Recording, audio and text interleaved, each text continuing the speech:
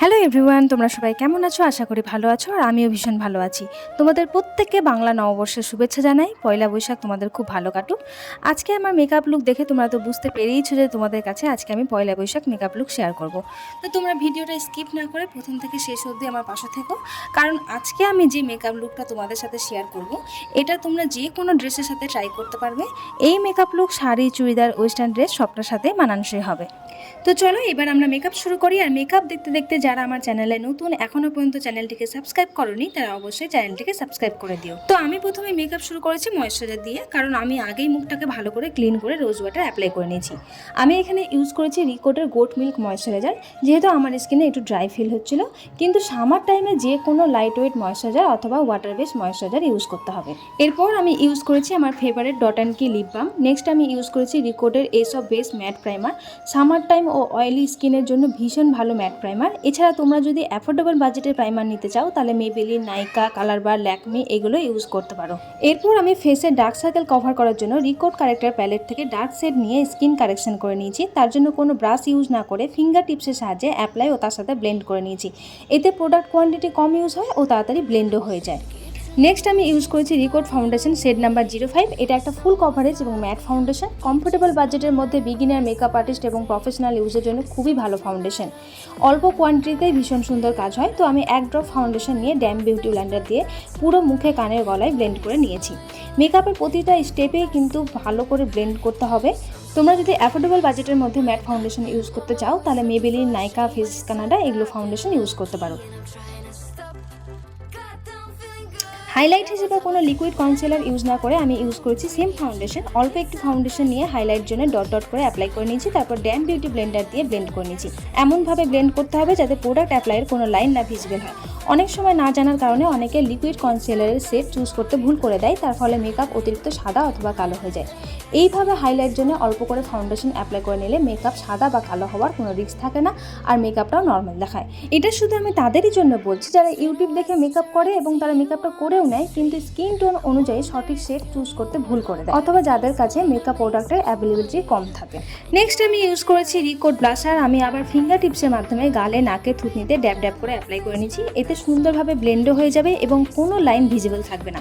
আমি যেখানে যেখানে ব্লাশার অ্যাপ্লাই করেছি সেটা সুন্দরভাবে সেট করার জন্য বিউটি ব্লেন্ডার দিয়ে ব্লেন্ড করে নিয়েছি।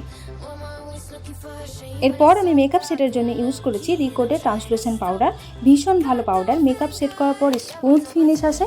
তো পাউডার সেট করার আগে চোখের তলায় যাতে ক্রিজ লাইন না থাকে তার জন্য বিউটি ব্লেন্ডার দিয়ে ব্লেন্ড করে তারপর আমি পাউডার সেট করে নিচ্ছি।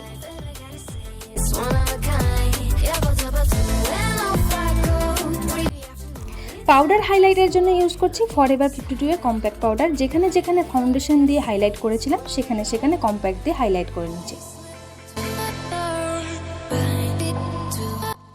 ব্লাশের জন্য ইউজ করেছি অরেঞ্জ পিঙ্ক মিশি একটা সেট, যাতে ফেসে একটা ওয়ার্ম এফেক্ট আসে।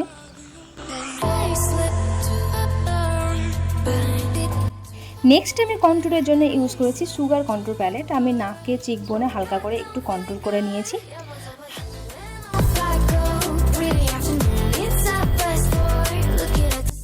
পাউডার সেট করার পর মেকআপটা একটু ম্যাট হয়ে যায়, তাই নর্মাল একটু গ্লোয়ের জন্য হাইলাইটার হিসেবে ইউজ করেছি সুইস বিউটি হাইলাইটার প্যালেট। অল্প বাজেটে ভীষণই ভালো প্যালেট। আর আমি নর্মাল গ্লোয়ের জন্য এখানে হাত দিয়ে হাইলাইটার ব্লেন্ড করে নিয়েছি।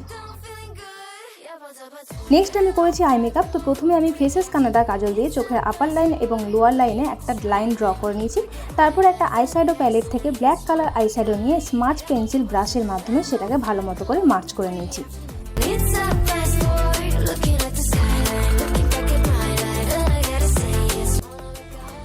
ব্ল্যাক আইশ্যাডো দিয়ে স্মাচ করে নেওয়ার পর আমি সুইস বিউটি প্যালেট থেকে অরেঞ্জ ব্রাউন কালার নিয়ে আইশ্যাডো ব্রাশ দিয়ে চোখের পাতায় ও লোয়ার লাইনে অ্যাপ্লাই করে নিয়েছি।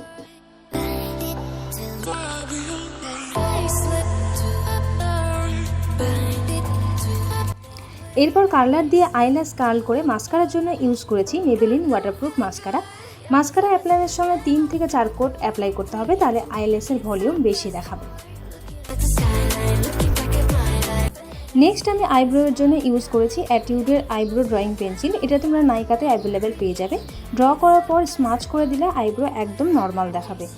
আইব্রো ড্র করে নেওয়ার পর পুরো মেকআপটাকে সেট করার জন্য ইউজ করছি প্যাকের মেকআপ ফিক্সার। তারপর আমি শাড়ির কালার থেকে একটু ডিপ কালার টিপ নিয়ে আমি কপালে পরে নিয়েছি। লিপ লাইনারের জন্য নিয়েছি মার্সের ডার্ক ব্রাউন কালার এবং লিপস্টিকের জন্য নিয়েছি ফেসেস কানাডার ব্রিক ব্রাউন কালার। অল্প একটু ঠোঁটে অ্যাপ্লাই করে আঙ্গুল দিয়ে ড্যাব ড্যাব করে নিলে লিপস্টিক শেডটা খুব সুন্দর দেখায়।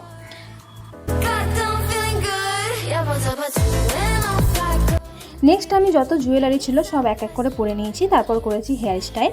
তো প্রথমে আমি ইয়ার টু ইয়ার ক্রাউন এরিয়াতে অল্প একটু মিডিল পার্টের চুল নিয়ে আটকে নিয়েছি। তারপর ফ্রন্ট এরিয়ার চুল দুই পার্টে ভাগ করে মিডিলে জিগজ্যাগ লাইন ক্রিয়েট করে নিয়েছি। এরপর সামনের চুলগুলোকে টুইস্ট করে পিছন দিকে আটকে নিয়েছি। পেছনের সম্পূর্ণ চুলকে আবার দুই ভাগে ভাগ করে উপরের অংশের চুলকে পাতলা ব্যান্ড দিয়ে আটকে নিয়েছি। তারপর দুটো পার্টে ভাগ করে একে অপরের সাথে পেঁচিয়ে একটা গোল বান তৈরি করে নিয়েছি। এরপর নিচের পাটের চুলকে দুই ভাগে ভাগ করে বেনুনি করে ডান দিকের বেনুনি বাঁ দিক থেকে এবং বাঁ দিকের বেনুনি ডান দিক থেকে গোল বানের সাথে পেঁচিয়ে নিয়েছি।